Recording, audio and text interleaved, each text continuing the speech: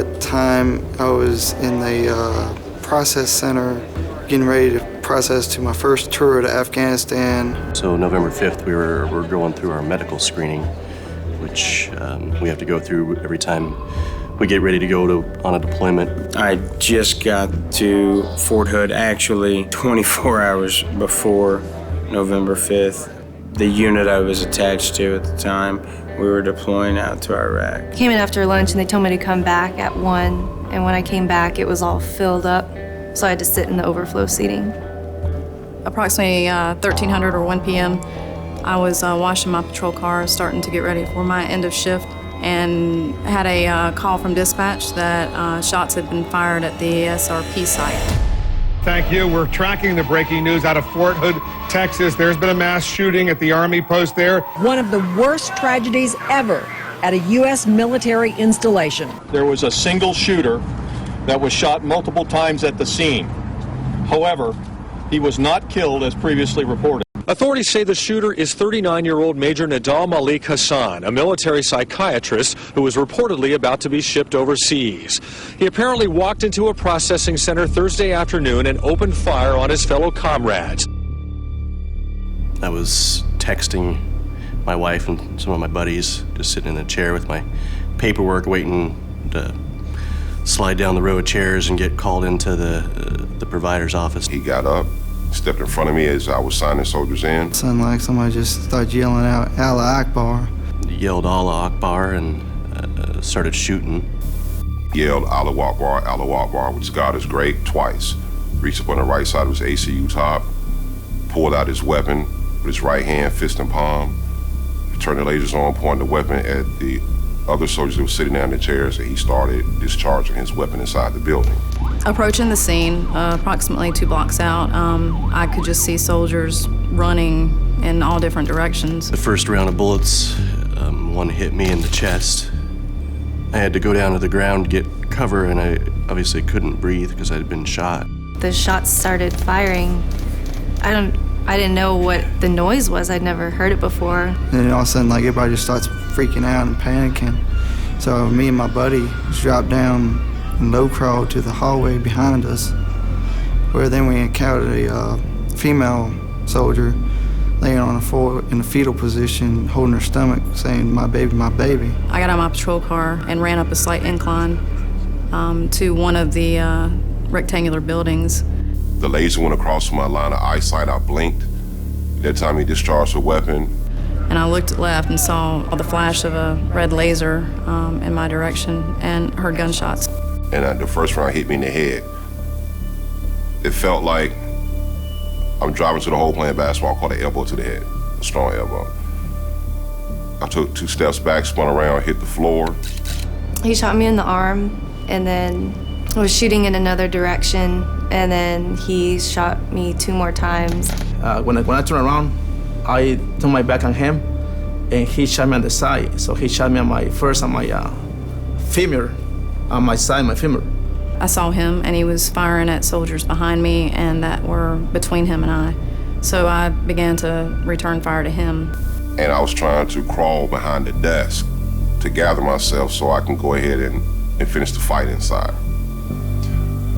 Even though I didn't have anything to fight with, anything but a laptop computer and a pen.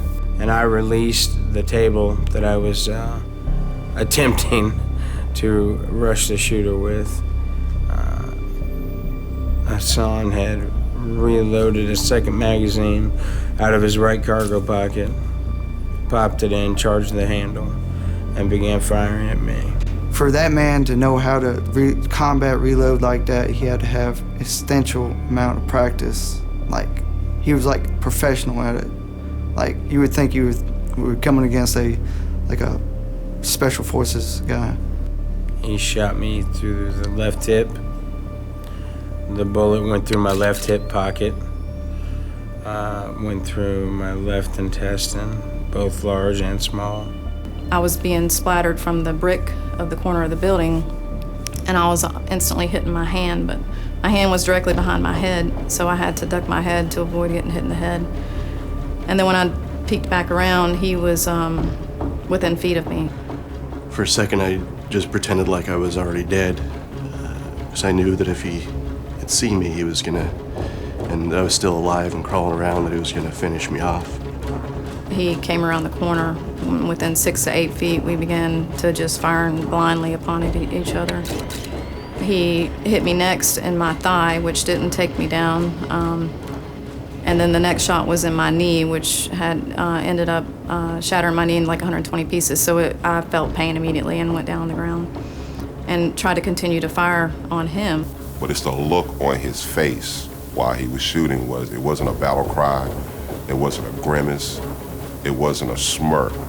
It was just a cold, hard look, as if he did not care. And his eyes, I couldn't even tell the difference between his pupil and his eyes. It's kind of like a shark's eyes.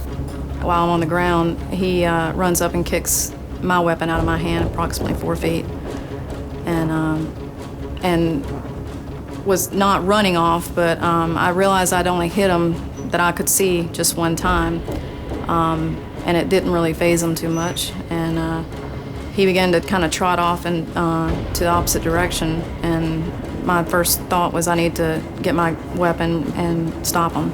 And as I tried to drag myself to my weapon, he trotted off about 15 feet, and I heard someone come around the corner and say, "Drop your weapon." It happened to be Officer Todd. The suspect was able to fire it at Officer Todd quite a few more times. Officer Todd returned fire 5 times and striking him additionally 3 times in the chest, and he went down.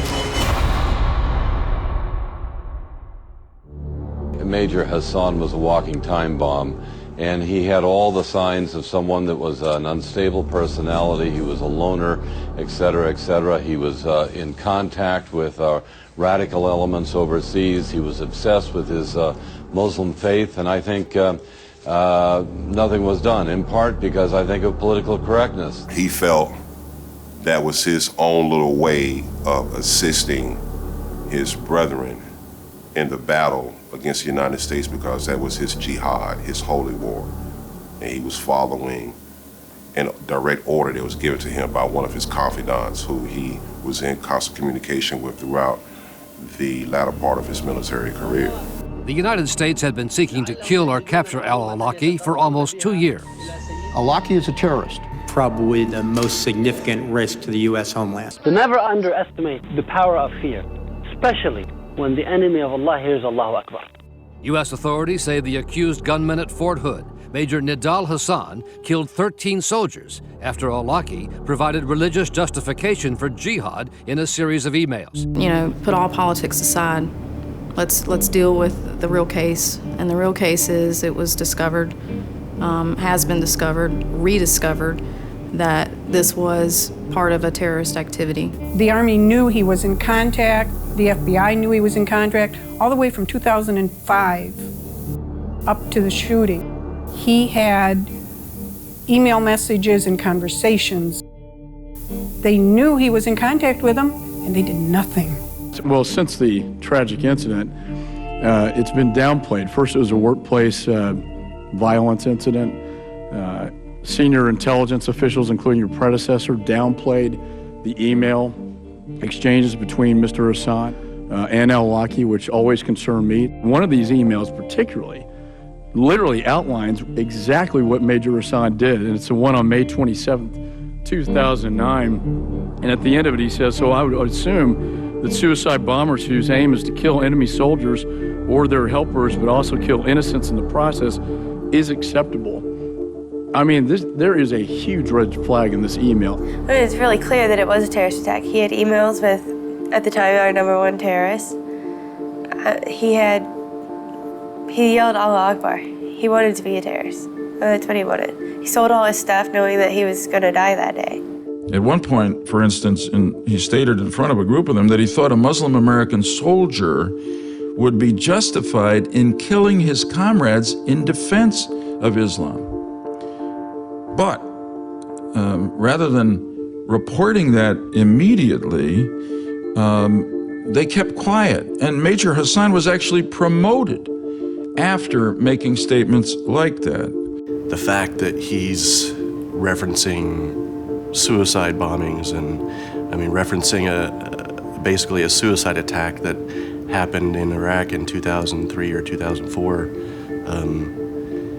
you know, saying that this was justified. I mean, I don't know how somebody couldn't see him as a danger. How, you know, one of the things that when the FBI was looking through these emails and realizing that he's communicating with Anwar al-Awlaki and basically looking for a pat on the back because he's saying, hey, I believe in the same things that you believe. It has been put out in House, Congress, and Senate meetings that the terrorist attack that happened on November 5th in 2009 has been declared as workplace violence. In workplace violence, people are disgruntled about pay, they're frustrated over promotions. This person was angry at what was being done, he felt, against his own religion, and he wanted to take people out. Right now, he's got a beard that he's refusing to shave because of his religion. I recognize it as an act of terrorism for what it is, because if we label it as something else, it's not making it go away, and it's not bringing awareness that needs to be brought up. You have 14 that are dead, not 13, because one of the soldiers that were killed, she was pregnant. A future leader. It's disgraceful that they don't want to recognize the soldiers for their sacrifice. I mean, they were fighting a domestic enemy. I mean, they were killed and wounded by a domestic enemy. Somebody who was there that day to kill soldiers to prevent them from deploying. You know, if that's not an act of war or an act of terrorism, I mean, I don't know what is. Workplace violence is not a Muslim jihadist terrorist in camouflage by wearing U.S. Army military uniforms, opening fire on unarmed, unprotected soldiers who are just trying to go down range to help soldiers deal with the things that went on in Iraq and Afghanistan. That's not workplace violence. That's terrorism. And I pray every night that somebody will finally care enough to make it what it really is.